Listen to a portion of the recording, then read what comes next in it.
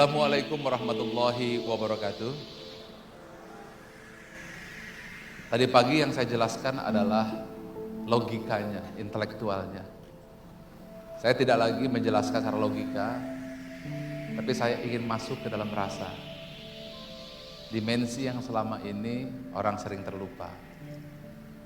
Sulit saya menjelaskan kecuali Anda sendiri yang melaluinya. Mari kita mulai. Yang Islam membaca bismillah, yang lain dengan cara masing-masing supaya hidayah tercurah. Bismillahirrahmanirrahim. Saya akan menyampaikan sebuah kisah tentang seorang astronot yang bernama Edgar Dean Mitchell. Pada tahun 1971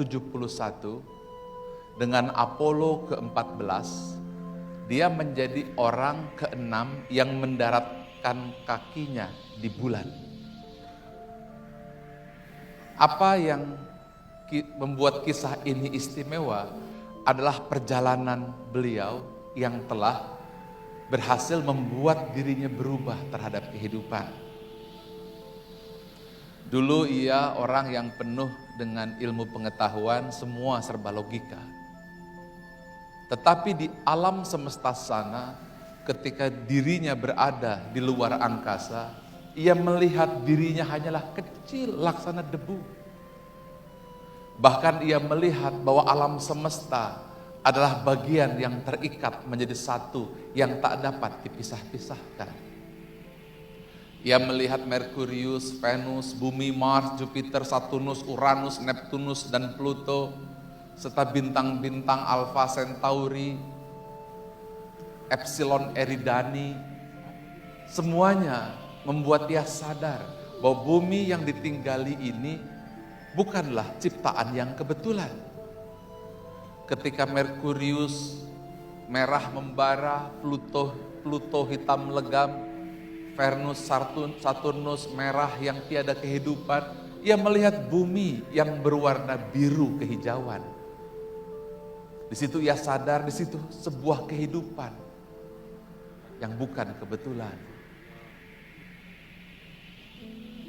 Di tengah kegelapan ia sadar tentang siapa dirinya, di mana dirinya, dan mau kemana dirinya.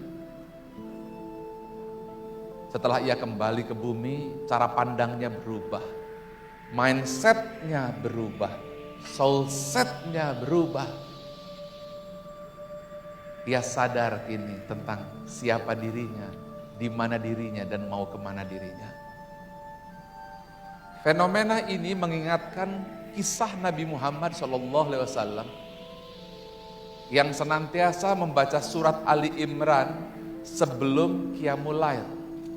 Lalu diminta para sahabat melihat angkasa yang terbuka.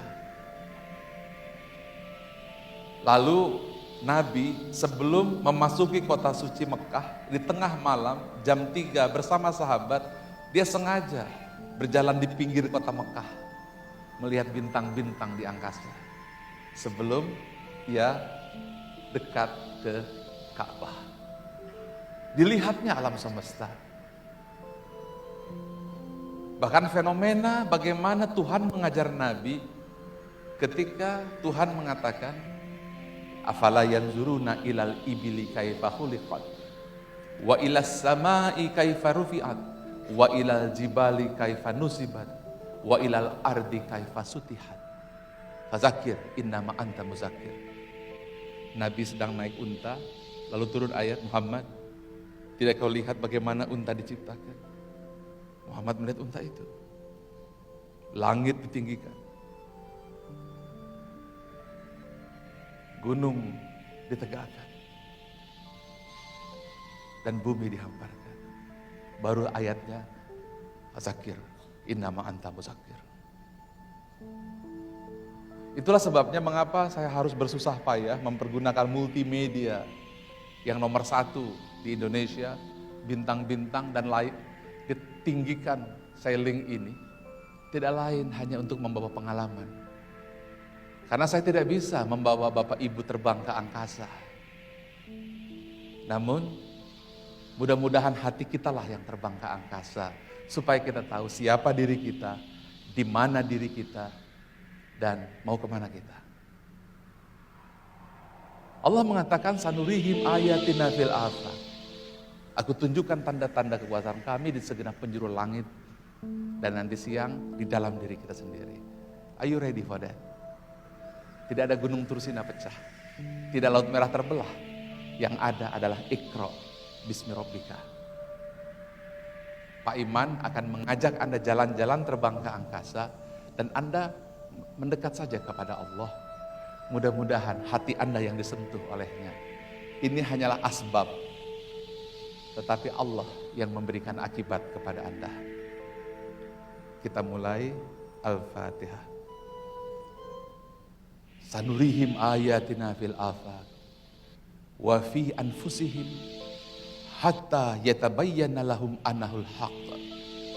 Kami akan tunjukkan tanda-tanda kekuasaan kami di segenap penjuru langit dan di dalam diri mereka sendiri, hingga jelaslah bagi mereka bahwa Al-Quran itu benar. Selamat menikmati perjalanan.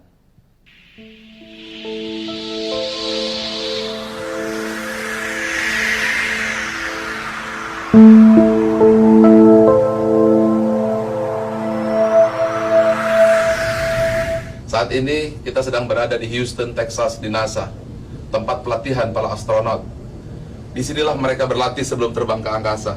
Sedangkan Anda, para peserta training, Anda langsung terbang ke angkasa dengan jiwa Anda untuk melihat kebesaran alam semesta, keagungan Allah. Welcome to ASQ Auto Journey.